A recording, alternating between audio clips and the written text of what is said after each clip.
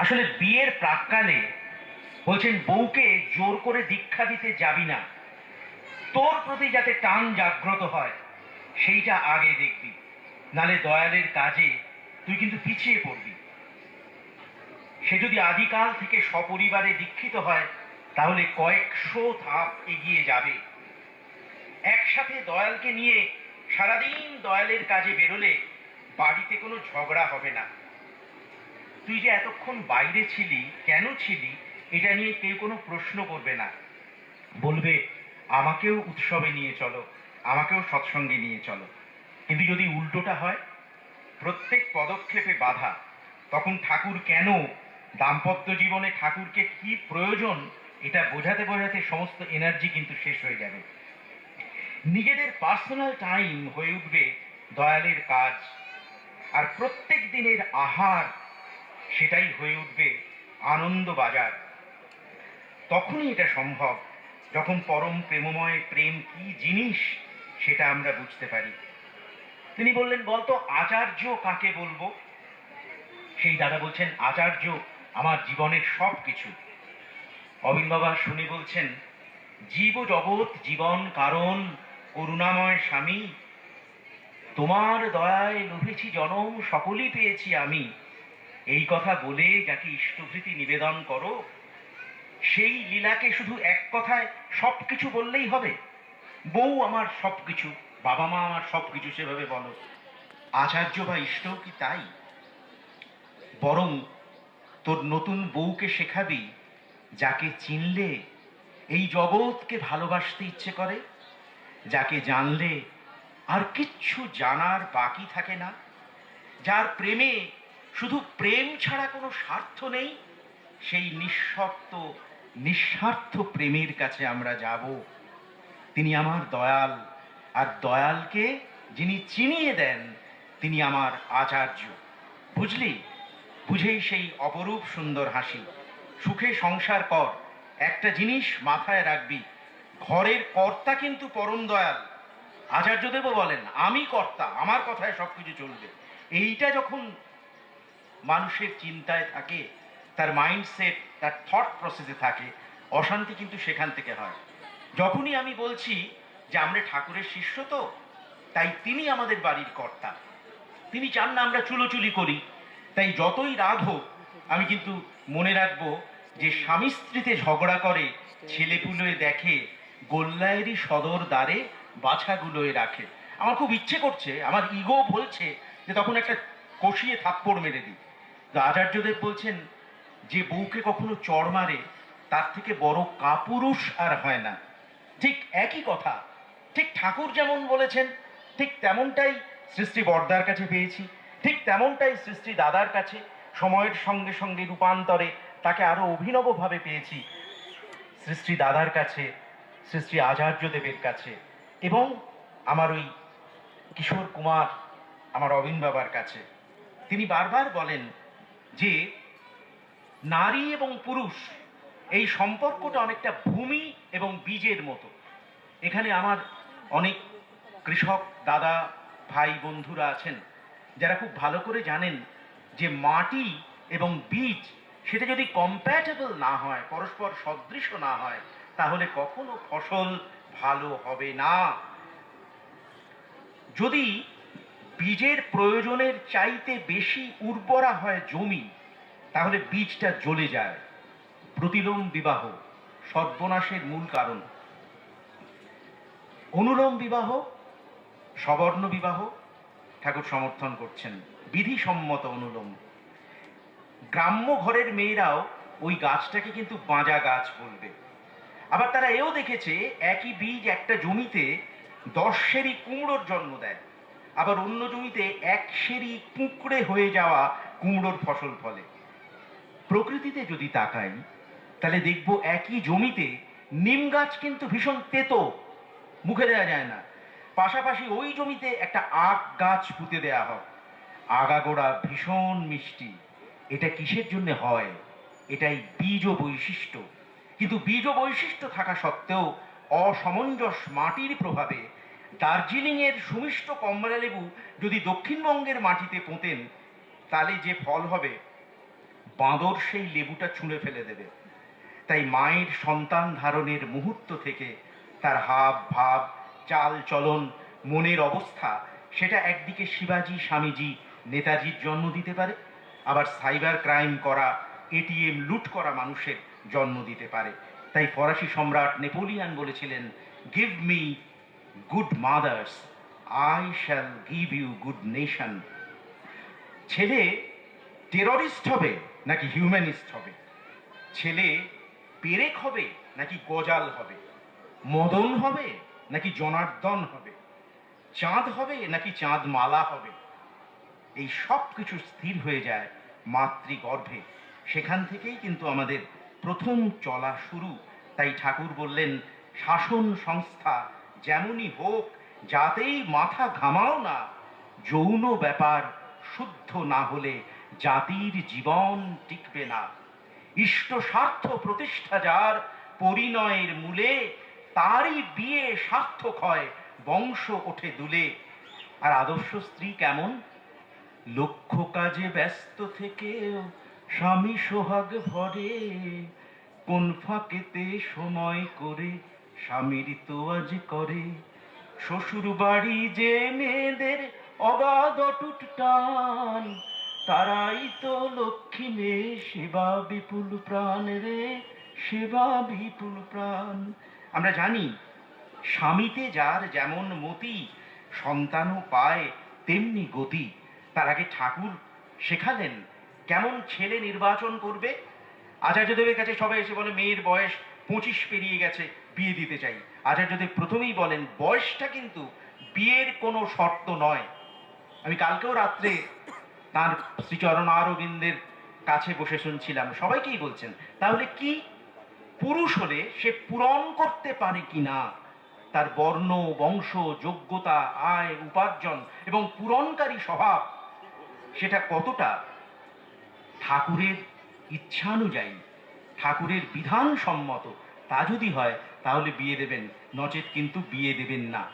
বিবাহ বা দাম্পত্য হলো দুখানা ইঁটকে একসঙ্গে গেঁথে রাখতে গেলে মাঝখানে একটা সিমেন্ট চাই। স্বামী স্ত্রীর মধ্যে ওই আদর্শরূপ সিমেন্ট অত্যন্ত জরুরি। তাই মুসলিম দম্পতি আল্লাহর উদ্দেশ্যে প্রণাম জানিয়ে মসজিদে বিয়ে করেন, কারণ এই দম্পতি একটি সুস্থ সন্তান উপহার দেবেন সমাজকে ভবিষ্যতে। হিন্দু সমাজে যদিদং হৃদয়ং মম তদস্তু হৃদয়ং তব বলার সময় একটা শালগ্রাম শিলাকে রাখা হয়।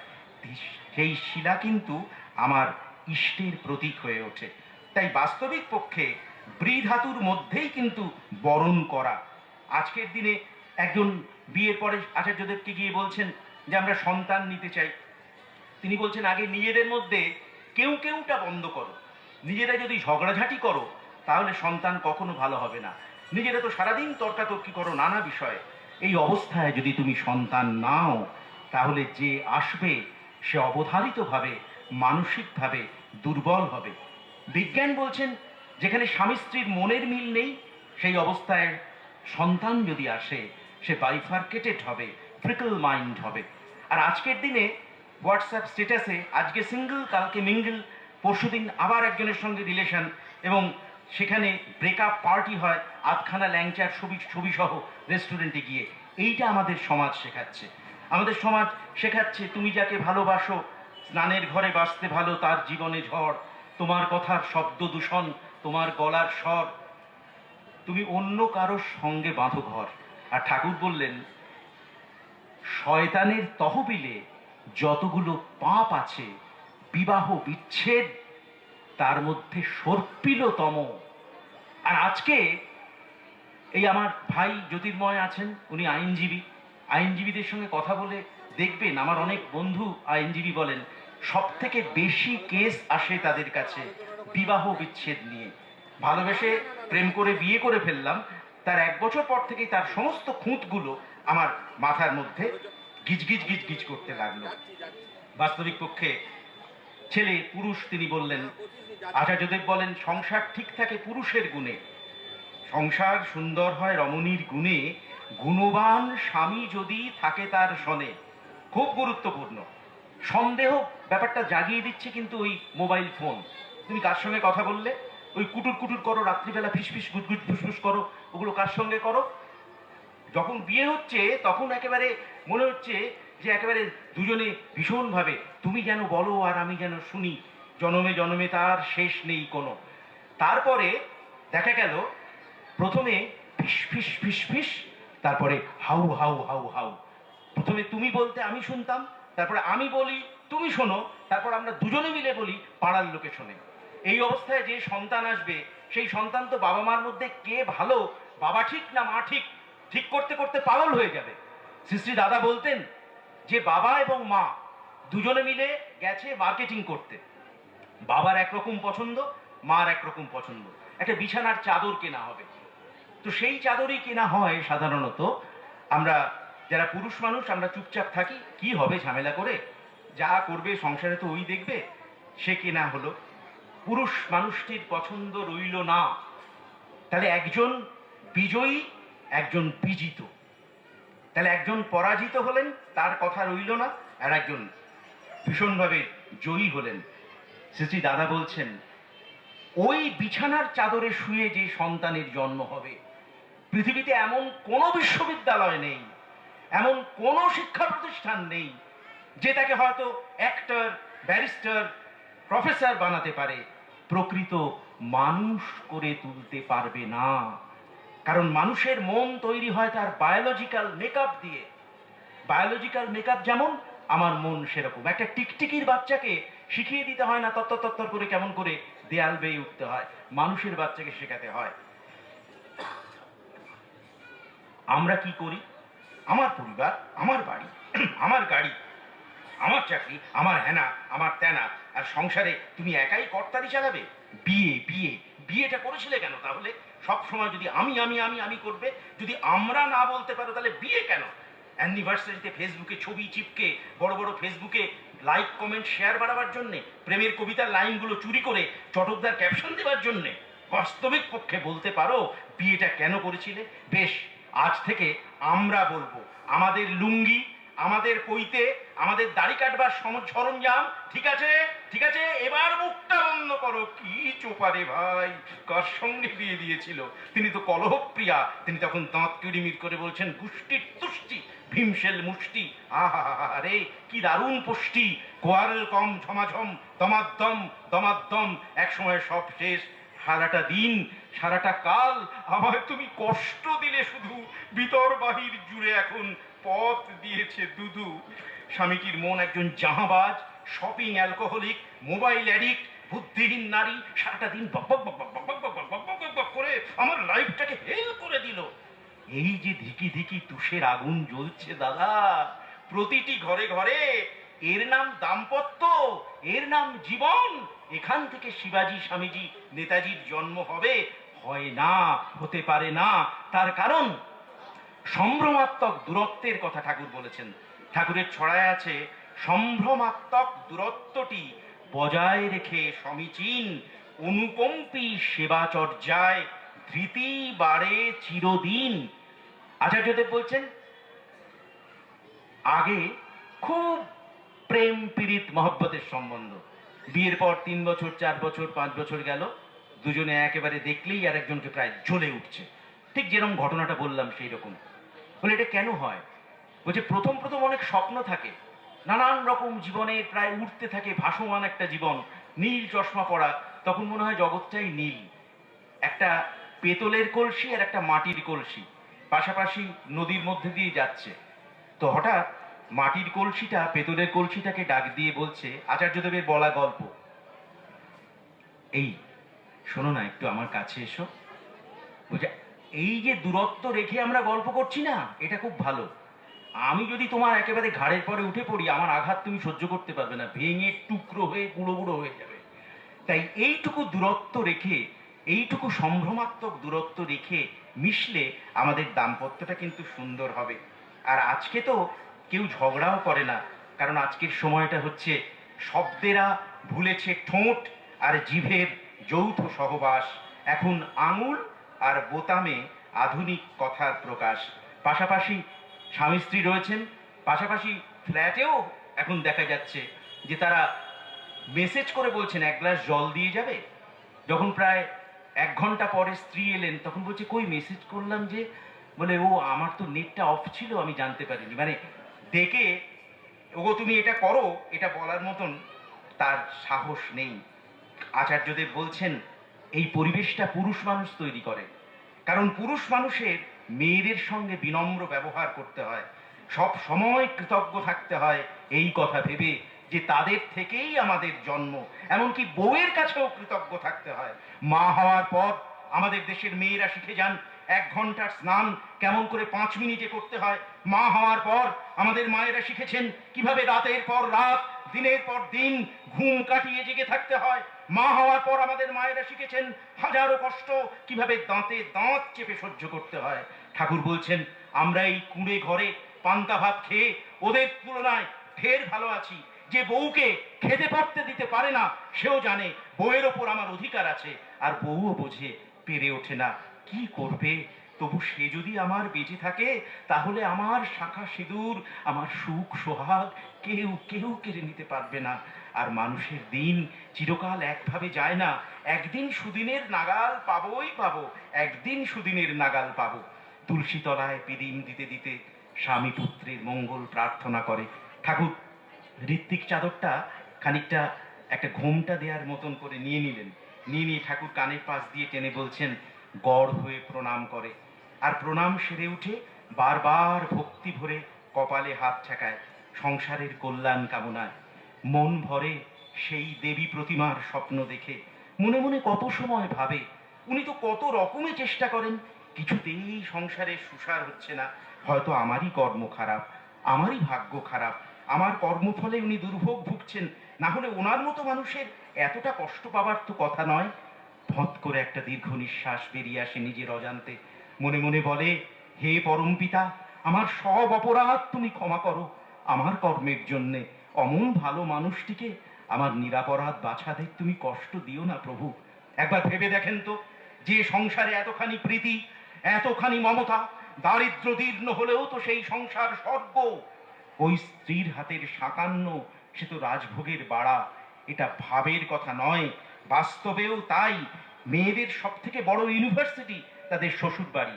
ঠাকুর দেবতা পূজা পার্বণ শ্বশুর শাশুড়ি যা জাওলি ভাসুর দেওর ননদ নন্দাই আত্মীয় কুটুম্ব স্বামী সন্তান পাড়া পড়শি চাকর বাকর গরু বাছুর গাছ গাছালি সবার সেবা চর্যা নিয়েই সংসার।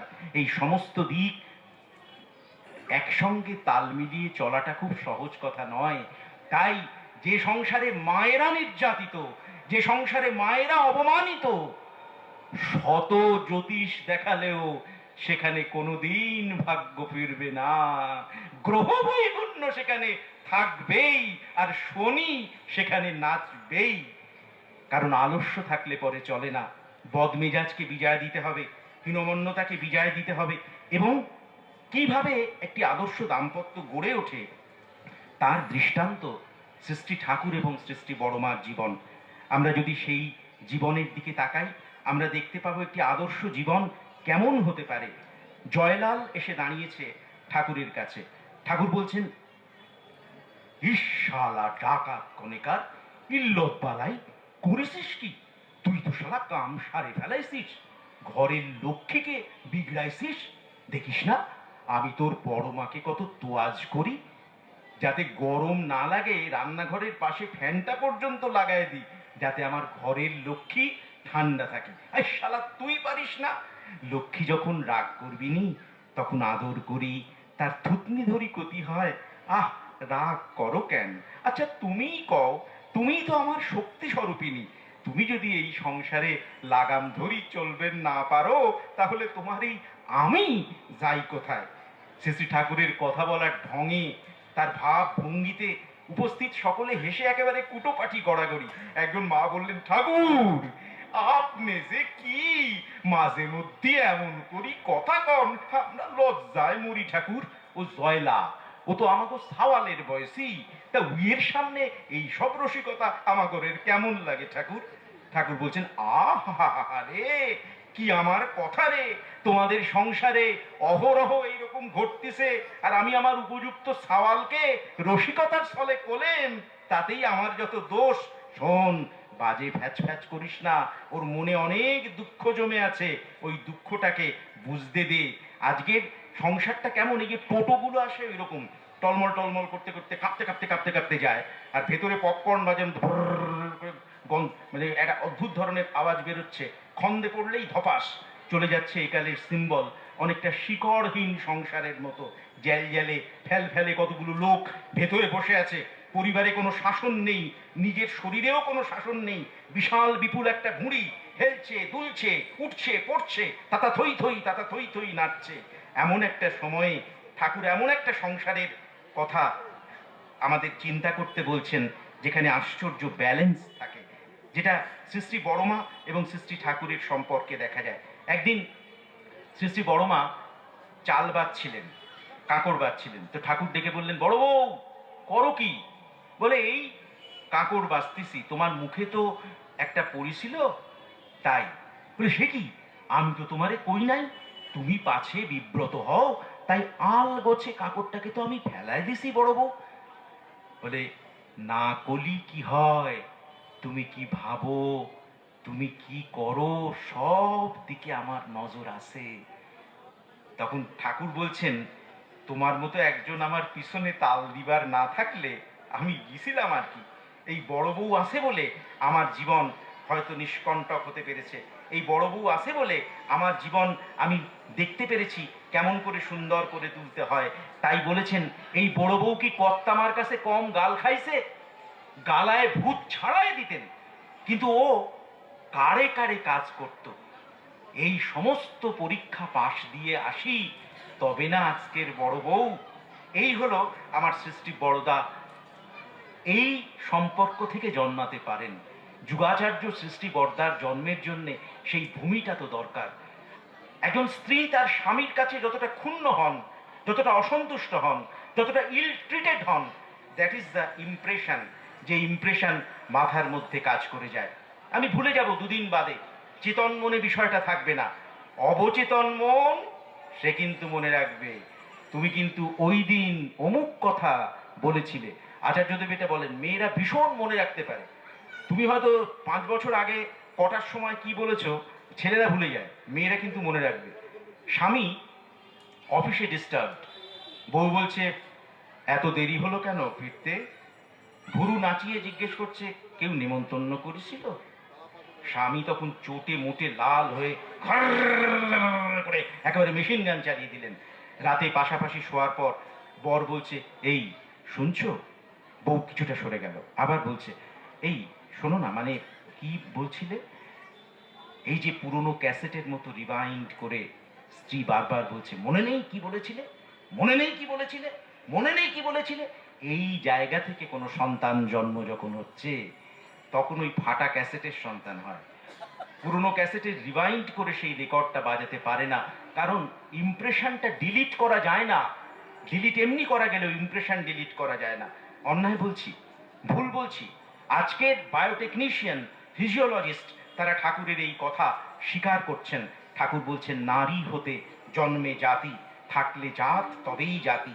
মানুষ জন্মায় স্বামীতে যার যেমন মতি, সন্তানও পাবে তেমনি গতি। মানুষকে ঠাকুর বললেন, বহু ভাবের সমষ্টি হচ্ছে মানুষ। একটা মানুষকে রাগিয়ে দিলে তার একটা ভাব, প্রশংসা করলে অন্য ভাব, যখন দারিদ্র আসছে তখন একটা ভাব, প্রভূত বৃত্তের মধ্যে ভাব অন্যরকম, স্তুতিতে আরো বদল হচ্ছে, বিলাস ব্যসনের মধ্যে রাখলে একরকম, নিয়ত নিয়ত ভাবের পরিবর্তন ঘটছে। তাই আমরা ঠাকুরকে বলেছি, ভাবাতীতং ত্রিগুণ রহিতং সদ্গুরুং ত্বাং নমামি। সমস্ত ভাবগুলোর একেবারে অতীত, দূরগামী, দিগন্ত প্রসারী, কোনো ভাব তাকে জব্দ করতে পারছে না। তাই তিনি ঠাকুর। আমাদের সাধনাও তার মতো হয়ে ওঠা, অ্যাবাভ ফ্রম অল কমপ্লেক্সিটিস, প্রত্যেক ভাবকে অ্যাকসেপ্ট, অ্যাপ্রিসিয়েট, অ্যাকুমুলেট করে। হিটলার, বিশ্বজয়ী হিটলার এত নৃশংস হলেন কেন? তার বাবা তার মায়ের উপরে অত্যন্ত অত্যাচার করতেন।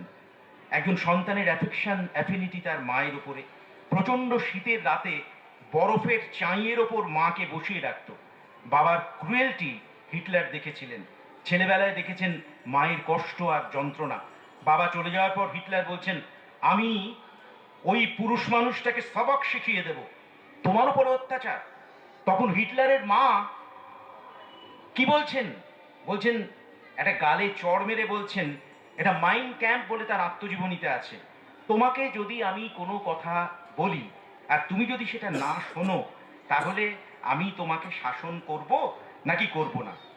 পিটার বললেন, হ্যাঁ তুমি শাসন করবে। ঠিক সেম হায়ারার্কি থেকে বলছি, তোমার বাবা আমাকে কিছু একটা বলেছিলেন যা আমি করিনি, তাই তোমার বাবা আমাকে শাসন করেছিলেন, এটাই তো সংসার। ঠাকুর বললেন, ওই মাদার সেন্ট্রিসিটি ছিল বলে খুব সামান্য গ্রাসরুট লেভেল থেকে জার্মানির সর্বোচ্চ ফিয়ারার হয়েছিলেন হিটলার, কিন্তু ওই অতটুকু খুঁত ছিল বলে তিনি পাশাপাশি অতটানি নৃশংস হতে পেরেছিলেন, মানুষ নিধন করতে পেরেছিলেন। কারণ পিতায় শ্রদ্ধা, মায়ে টান, সেই ছেলে হয় সাম্য প্রাণ। একটার দিকে ঝোঁকা হয়ে গেলাম আর একটা দিক রইল না, তাহলে কিন্তু হবে না। তাহলে গাছের গোড়ায় জল না ঢেলে আমরা আগায় ঢালি, আমরা এফেক্টকে দেখি, আমরা কজকে, রিজনকে জানি না। তাই ঠাকুর বললেন, যে ভাব ও কর্ম মানুষকে কারণমুখী করে দেয় তাই আধ্যাত্মিকতা। ঠাকুরের ধর্মে, আমার আচার্যদেবের ধর্মে কোনো মিরাকল মঙ্গারিজম নেই। স্পিরিচুয়ালিজম মানে কোনো একটা অদ্ভুত ধরনের অলৌকিক ব্যাপার নয়। ঠাকুর তাই জোর দিয়েছিলেন ম্যারেজ রিফরমেশনের ওপরে। একটি নারী পরের বাড়িতে জন্মেছেন, বিয়ের আগে বাড়িতে, মাগো আপনারা মায়ের আঁচল ধরে ঘুমিয়ে পড়তেন মনে আছে তো, বায়না করতেন মনে আছে? ঠিক যখন কুসুমডিঙা, কনকাঞ্জলি, সপ্তপদী করে পতিগৃহে আপনি চলে এসেছেন, শ্বশুর বাড়ি চলে এসেছেন, তখন আপনার ঘুম পাক, খিদে পাক, শরীর খারাপ লাগুক আর নাই লাগুক, আগের মতো টুক করে শুয়ে পড়তে পারবেন না। টক করে খাওয়াটাও কিন্তু হবে না, আপনাকে অনেক দিকে খেয়াল রাখতে হবে, হাসি মুখে সব কাজ করতে হবে। মনে মনে হয়তো বলবেন, বাপের বাড়ি ছিলাম রাজেন্দ্রাণী, আর এখন তো মেথর রানীও নই, তার থেকেও অধম। কিন্তু কর্তব্যে কোনো ত্রুটি রাখলে চলবে না। ছেলে এসে বলবে খিদে পেয়েছে খেতে দাও, মেয়ে এসে বলবে ঘুম পাচ্ছে বিছানা করে দাও, এই সব কিছু। তার কারণ আমাদের দেশের মেয়েরা জানেন, স্ত্রী শব্দটার মধ্যে আছে বেষ্টন করে গড়ে ওঠা। আমরা বলেছি কথোপকথনের মধ্যে, উফ ছেলেটা খুব দুরন্ত, কিছুতেই ঠিক করতে পারি না।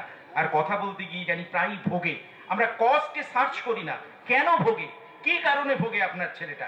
ঠাকুর বলছেন, যে নারী 100% স্বামী অন্তঃপ্রাণ, মা তখন ফার্মলি বলবেন, আরে বৃষ্টিতে ভিজছে ভিগুক, সহনপটু হোক, বৃষ্টিতে ভিজলেও আমি বলছি জ্বর হবে না। জীবনের প্রত্যেকটা বাঁকে ও মোড়ে আমার ঠাকুর রয়েছেন, আমার আচার্যকে আমরা স্মরণ মনন করেছি, আমরা প্রতিদিন তার কথা বলি। এই যে নারী, বধূ, সহধর্মিণী, মনোবৃত্তানুসারিণী, অর্ধাঙ্গিনী, এতগুলো কথা বলা হয়। ঠাকুরকে বলা হয়েছিল, এই কোন শব্দটা সঠিক বলে আপনি মনে করেন? ঠাকুর এক লহমায়, টুইঙ্কল অফ অ্যান আই, ঠাকুর বললেন সহধর্মিণী। ওই শব্দটার মধ্যে সবগুলো মার্জ করে আছে। ধর্ম মানে ধারণ করা, তিনি প্রত্যেকটি বিষয় ধারণ করে আছেন। দেহের শ্রীবৃদ্ধি, মেন্টাল ক্যাপাবিলিটি, সবটা। যেমন ঢেউ এসে তটে আছড়ে পড়ে, তরঙ্গ আছড়ে পড়ে সাগর সৈকতে, আমি তোমার সব কিছুকে ধারণ করতে পারি। ঢেউ যেমন আছড়ে পড়ে, আবার ঢেউ ফিরে যায়। তুমি তোমার সমস্ত বিক্ষেপ, অভিক্ষেপ, তোমার যন্ত্রণা নিয়ে আমার উপরে আছড়ে পড়ো, আমি তোমাকে আবার অনন্তের দিকে, ঠাকুরের দিকেই ফলস করে দেব, on and on and on. তাই তার জঠর এত বড়, সেখানে ছেলেও হতে পারে, মেয়েও হতে পারে। আমি শেষে একটা গল্প বলে আমার বক্তব্য শেষ করছি। ঠাকুর বলছেন, মেয়ে মানুষ যে কি জিনিস, শালা হিমায়তপুরে টের পাচ্ছিলাম। একদিন আমার সঙ্গে খেলতো, আমার একটা বন্ধু ছিল, তার নাম ছিল পুঁটি। ওই পুঁটির সঙ্গে আমার খুব বন্ধুত্ব ছিল। হঠাৎ শুনলাম পুঁটির বিয়ে হয়ে গেছে। কই, আমার তো হলো না। আমরা একসাথে খেলতাম, খুঁজেই পাই না, কাক জিজ্ঞেস করব। বেশ কিছুদিন পরে কাশীপুরের হাট থেকে হেঁটে হেঁটে আসতেছি, দেখি কি ওই পুঁটি হাঁটতে হাঁটতে যাচ্ছে, আর কোলে পোঁটলা মতো কি একটা নিয়ে রাখছে। আমি অনেক দিন পর পুঁটিরে দেখে, এই পুঁটি বলি, ছুটে গেলাম। বললাম, এই ওটা কি? সে কয়, এটা আমার মেয়ে। তোর মেয়ে কোথায় হলো? ও লজ্জা পেয়ে হাসতে হাসতে কয়, এই তো আমার পেটে হয়েছে। আমরা একসঙ্গে কত খেলেছি, আমি শালা পেটে হাত বুলায় কই ওই পুঁটির পেটে যদি মেয়ে হয়, কই আমার পেটে হয় না কে, হয় না কে, ভেবে আমি কুল কিনারা করতে পাই নাই। বেশ কবছর কেটে গেছে, দেখি পুঁটির হাত ধরে একটা ছোট্ট মেয়ে হাঁটতিছে, আর কোলে ঠিক আগের মতো একটা পোঁটলা ন্যাকড়ায় বাঁধা কি যেন। আমি কই, হেই পুঁটি, এইটা আবার কি? পুঁটি কয়, এইটা আমার সাওয়াল। এই কোথায় হলো? আমার পেটে। এই একই পেটে ছেলেও হয়, মেয়েও হয়। এ কথা বলতি বলতি বলতি পুঁটি আস্তে আস্তে আস্তে আস্তে আমার কাছ থেকে দূরে, অনেক দূরে হারায় গেল। ওর মুখখানার মধ্যে আমি দেখতে পেলাম আমার মা, আমার মা মনমোহিনী দেবীকে। ওই মায়ের পেটে আমি, খেপা, বাদলা, আমরা তিন ভাই, আমার বোন খুকির জন্ম ওই একই পেট থেকে। পুটিকে বললাম, পুটি, পুটি রে, একটু দাঁড়া। কেন, কি করবি? ছুটতে এলি যে? পুটি, পুটি, তোরে আমি একটা পেন নাম করবো। সাষ্টাঙ্গে পুটিকে একখান পেন নাম করলাম। আর সেই দিন থেকে বুঝে গেলাম, মেয়ে মানুষ যে সে জিনিস নয়, সে যে আদ্যা শক্তি, মহামায়া। পুণ্যপুথির ভাববাণীতে ঠাকুর বলেছেন, স্ত্রী কে জানো? সে হলো চিন্ময়ী শক্তি। এই চিন্ময়ী শক্তি যদি জাগ্রত হন, তখনই ঘরে ঘরে আবার স্বামীজি, শিবাজি, নেতাজির জন্ম হবে। তাই আজকের এই পুণ্য উৎসব অঙ্গনে দাঁড়িয়ে একই আহ্বান জানিয়ে যাব,